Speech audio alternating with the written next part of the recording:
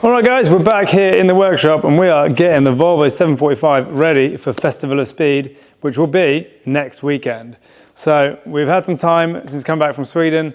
We've been sorting some bits. The main thing we've been doing is getting a new wastegate fitted. We've gone for a poppet style wastegate, a 60mm HyperGate from Turbosmart, and we're going to go to Dyno in a couple of days time to see if we can get better boost control on this engine with that wastegate. So what else we're doing? We're making her look pretty.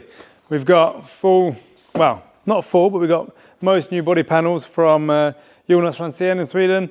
We picked these up when we were in Gatebil at Mantorp Park, and yeah, getting that trimmed.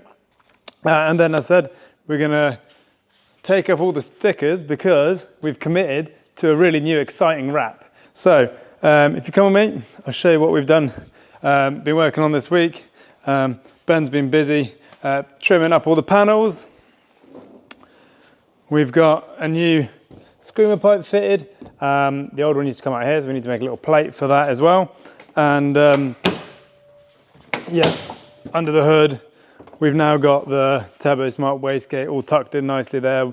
Mike from Bolton Motorsport helped us fabricate a new little pipe, link pipe, so we can run that. We're going to run that straight out of the bonnet for all the noise, all the flames at FOS. So a couple of days time, we're going to get that mapped. We're hoping to make even more power than we were before, but most importantly, just looking for that reliability. It seems like the straight gate, which is a really cool new innovation from Turbosmart, just might not quite enjoy the high temperatures that this engine makes. So yeah, the old poppet style wastegate should be perfect. So we're going to crack on now, and then yeah, you can join us for the dyno in a minute. Right, so in order to stop the boot lid flying off again, we're going to just keep the little pop buttons at the top, and at the back we're going to use a more simple pin method. That'll go through there, and then literally that can't now unpop without pulling that off. So we've made the little pins, cut them down, and we're going to weld them on, and then she's never hopefully coming off. Unlike, as Ben said, it just ripped in half and we're left with just a bit of Kevlar. So this is for the safety of everyone and my fellow competitors. Especially Bagsy. Especially Bagsy. Right, so we've been taking off a lot of stickers. It's looking very naked now. There's no turning back onto the new design. And whilst we were doing that, we were also looking at how we can make the car look a bit more aggressive on the back. And we wanted to put a wing spoiler on, like a drag wing. But once we were upstairs looking for material, we came across an old Nissan S14 boot spoiler, like a tiny little lip spoiler, and it actually fits really good. So we've gone for that. Look at this.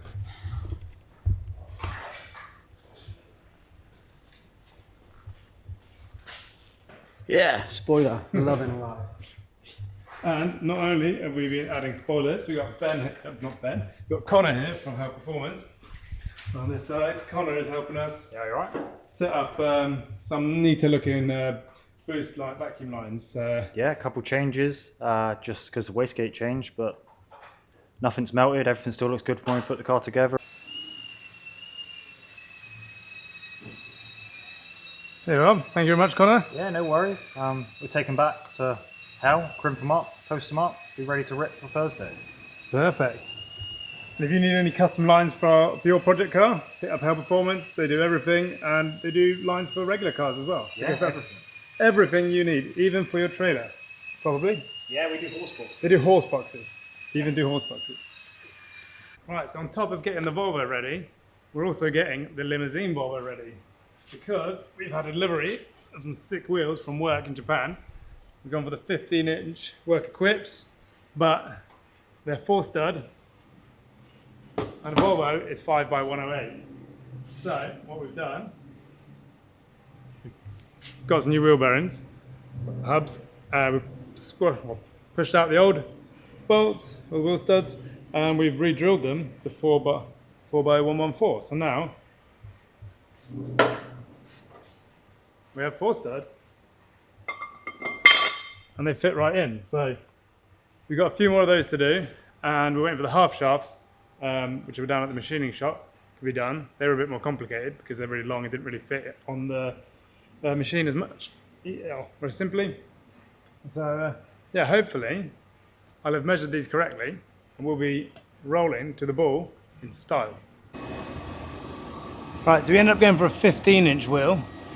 The 14s did look sick when it was aired out. It was so low, but we did hit every single bump on the road. So it's only 1 inch bigger, but these wheels look massive. So at least it's going to swallow in the arches. There we go, the hubs are on. And we just had a bit of a realization we need to re-drill the brakes. And then we realized Darren McNamara, who we bought the car off, used to run the same type of wheel. So he's done the job for us. So we are ready to go. Now this is the perk of the job, getting the Dyno tyres delivered on the forklift. They are fresh from the warehouse. Fresh out of the warehouse. This is going to be the most gripped up limousine in history. Oh, good tyres there. I've got to represent. Ben does a lot of product testing on his micro with these. They can handle 54 horsepower, I'm sure they'll be fine. They'll handle all the executives that we're going to have in the back of this limo. The only problem is your wheels are a lot wider than mine, so this could be interesting. Yeah, there may be some stretch going on here. And you get all this sort of spray actually inside the tyres. Yeah.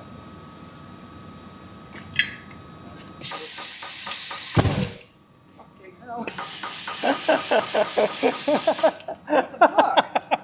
Singed on the ass. Oh, that stinks.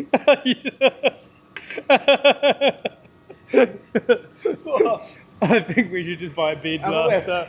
The hubs and I are lining up perfectly with the new wheel studs in place, the 4x114. One of them hits the old holes from one of the old studs, so we've had to weld that on. So yeah, actually came out really well. So now we put this on, I can do the next one, and then we're balling. Right, so I think we've got everything ready for the dyno. We've then got it all prepped for wrapping, which is the day after. Giving us big flashbacks of last year getting this car ready for Goodwood. It pretty much looked the same apart from we didn't have the blue doors already. So fingers crossed tomorrow goes all well. I hate going to the dyno. It's a 5 AM start, so it's not going to be so nice. So yeah, let's load it into the trailer and yeah, get on the road. So I completely forgot to film any actual shots of how the wheels look, so check this out. I got a mind of an activist, but a knife over night think I mastered it. I got a mind that is sorta like a labyrinth, so I'm amazed when I pick up and I grab a pen. I know I'm battling average, gotta be great in everything that I dabble in. Only time that I plane is when I'm traveling. Right, so it's 8 AM in the morning. I'm at SRD tuning. I got up at 5 in the morning. It was pretty tough, but we're here now. We've got an exciting day ahead with the dyno. Pretty nervous as always, but there shouldn't be too much to do. We're just setting the boost control. Everything else should all be ready to go. So time to get unloaded, get on the dyno, and then fingers crossed it all goes well.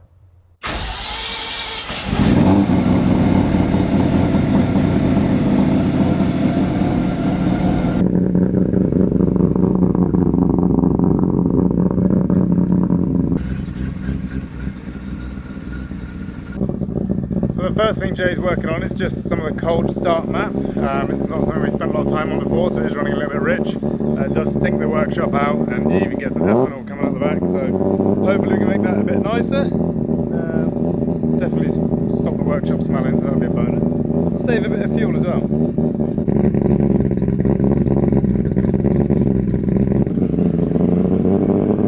Probably put that backwards on when I'm filming so you can actually hear me.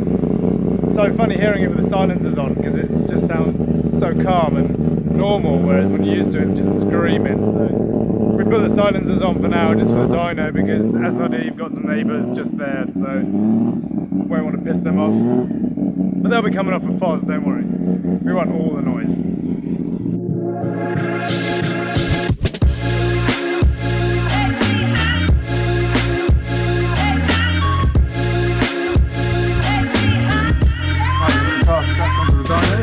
We're going to start looking at the boost control first because we changed the wastegate. Got Jay here. I almost have to ask Jay for an ID because he's like half the man he was last time I was here. He's got nice new teeth and all. Yep, thanks for that. So, looking good though, mate. Cheers. I think you might fancy me or something. Yeah, I'm just trying to get a good deal here. Flat you up. Down on your knees. That's how it works, is it? Yep. At least I can fit in now. Yeah, those high door bars are no problem for you now.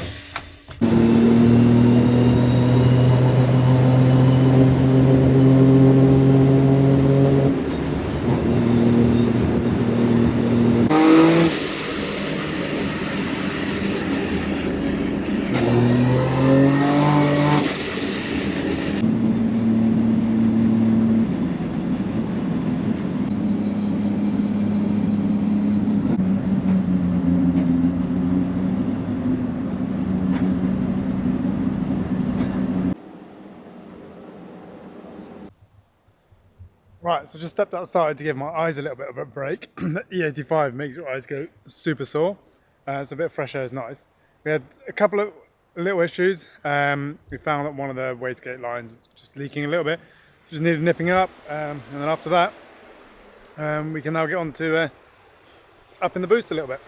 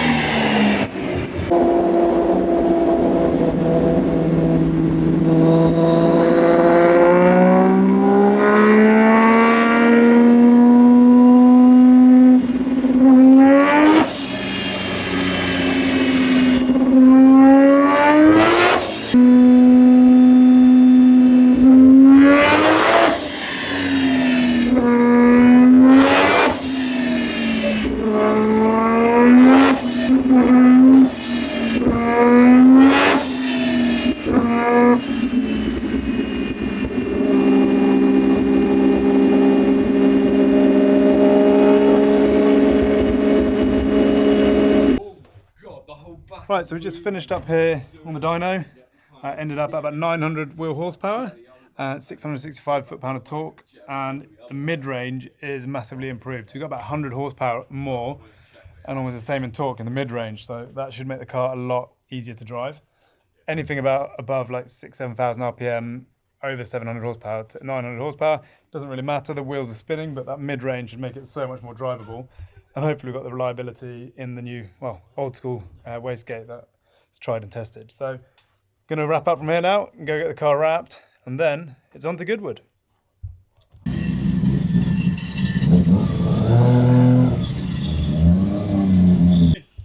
Job done. Thank you. Thank you very much. It's been a pleasure. See you next time.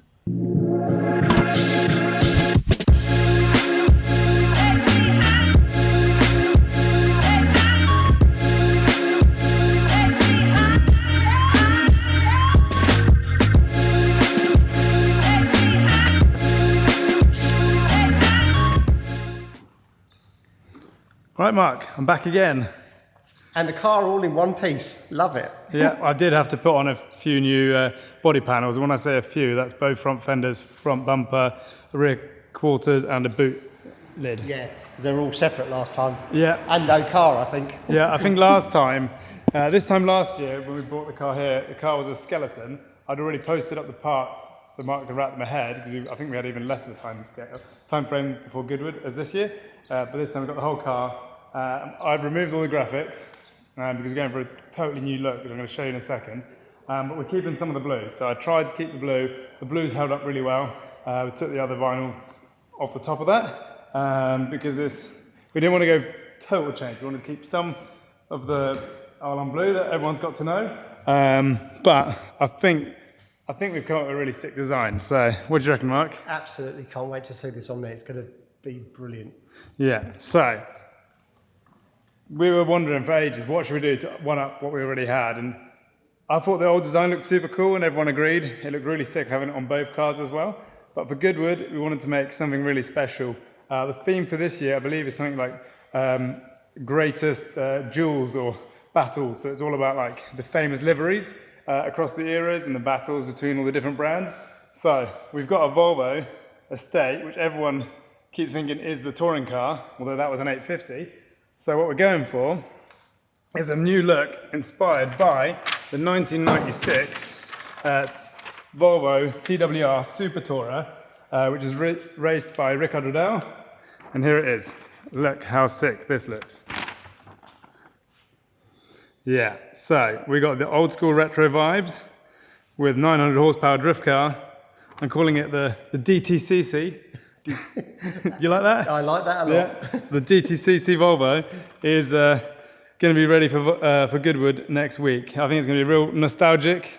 I think the contrast last year when you're just having the old Volvo and then you see it doing all the crazy stuff, I think this year you're going to see it and it's going to look like a touring car, which would typically have like 250 horsepower. And we've got 900 and we're going to smoke a lot of tyres, and I think that is going to make for some epic content. So Mark and his team have got a few days to get all this turned around.